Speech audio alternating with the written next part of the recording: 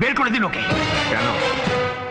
ক্রিমিনালকে তো যেখানে রাখার আমি সেখানে রেখেছি, আর লকআপের চাবিটা আমার কাছে। আপনি একটা কথা মনে রাখবেন, এমএলএ ছেলেকে আপনি লকআপে রাখতে পারেন না।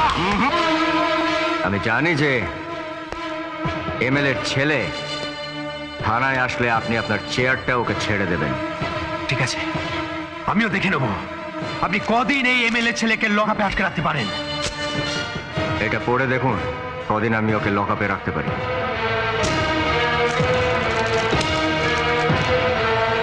আমি মেনুর উপর শারীরিক অত্যাচার করছি, ওর মৃত্যুর জন্য আমি তাই। রঞ্জন দত্ত। কি বুঝলেন? কি?